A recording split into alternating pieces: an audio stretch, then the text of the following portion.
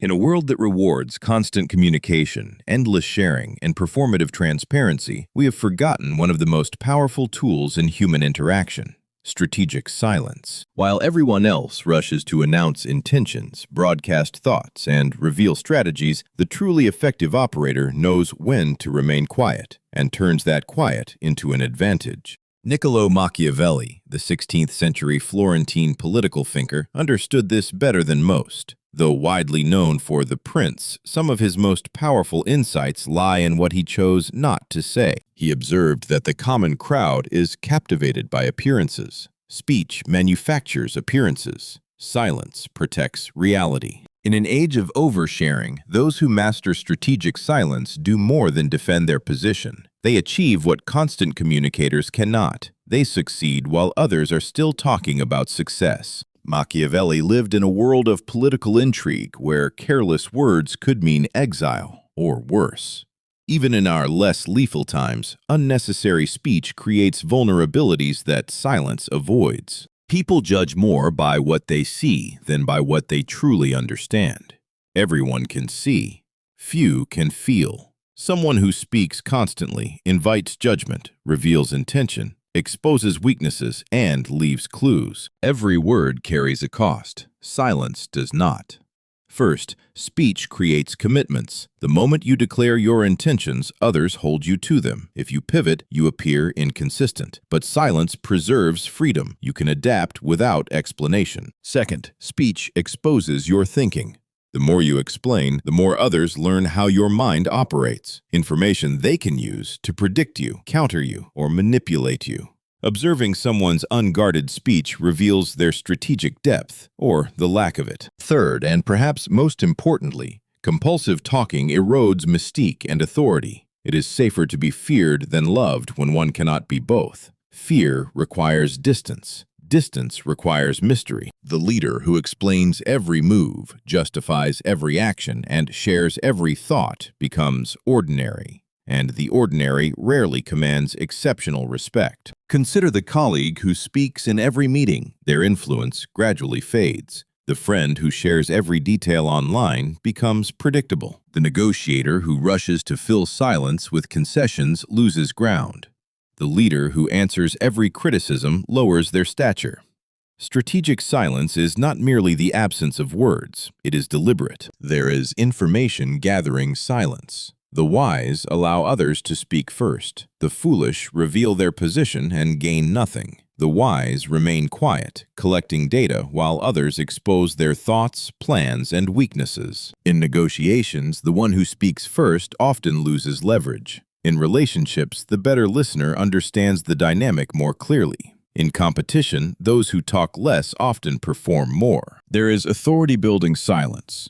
Power relies on perception. A leader who speaks selectively, addressing only meaningful issues, carries more weight. When someone responds to criticism only when necessary, they project confidence rather than insecurity. The insecure over-explain. The secure state their position and stop. There is ambiguity-preserving silence. Leaving space for interpretation allows flexibility. By not clarifying prematurely, you keep options open and maintain deniability. Leaders articulate vision without locking themselves into rigid detail. Negotiators avoid firm positions too early. Strategic silence recognizes that premature clarity can limit maneuverability. Beyond tactics, silence holds psychological force. Silence creates projection space. When you remain quiet, others fill the gap with their own thoughts, fears, and assumptions. They reveal themselves while you remain concealed. It establishes dominance in communication. The one who speaks first often seeks validation. The one who speaks last implies authority.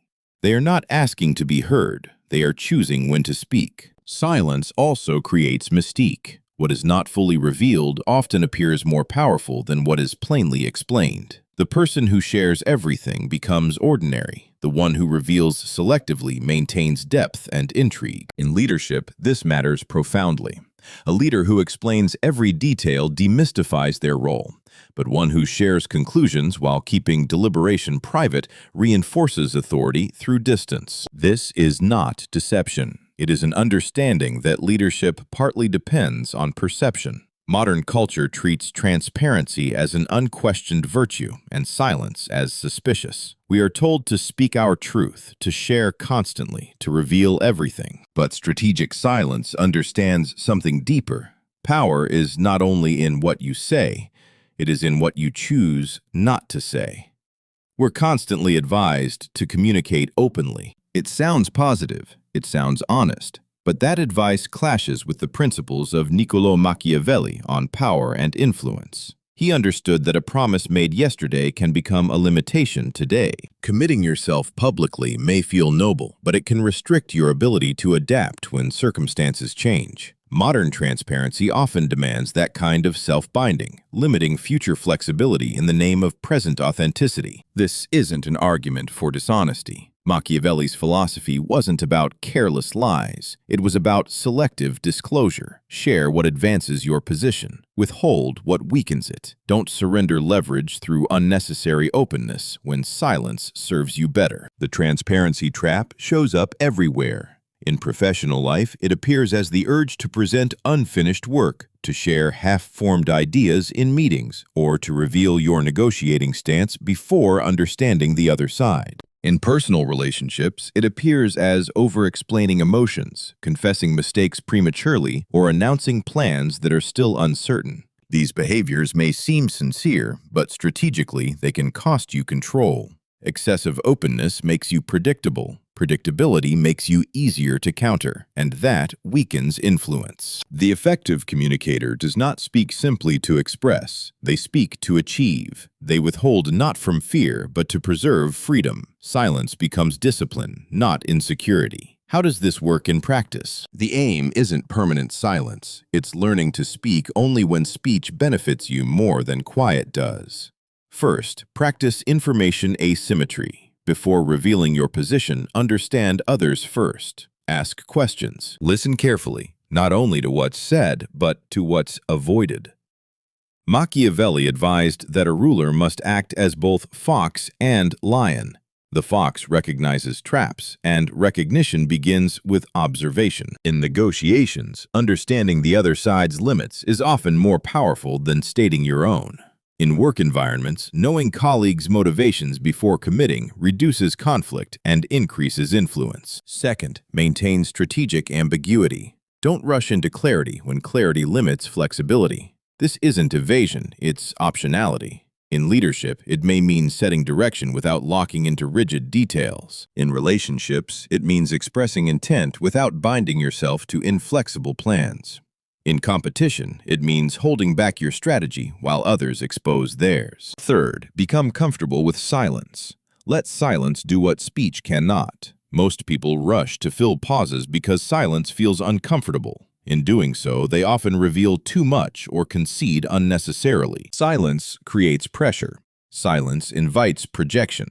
Silence builds respect. In negotiations, state your terms, then stop. In conflict, listen fully before responding. In leadership, deliver a decision without over-justifying it. Machiavelli did not advocate saying nothing. He advocated saying less and meaning more. The skilled operator separates what is public from what is private. They reveal selectively because scarcity increases value. In a world of constant exposure, restraint stands out. Words carry more weight when they are rare. This approach requires discipline. The discipline to listen first, to resist oversharing, and to recognize when silence is more powerful than speech. And that discipline creates advantage. The loud and expressive attract attention, but those who master restraint achieve quietly while others are still announcing intentions. Machiavelli is often misunderstood as promoting manipulation, but his deeper insights focused on perception, psychology, and subtle power. Influence does not always come from force, or even from eloquence. Sometimes it comes from choosing not to speak. In a noisy world, restraint becomes strength. Say less, observe more, speak with purpose. Let others compete for attention.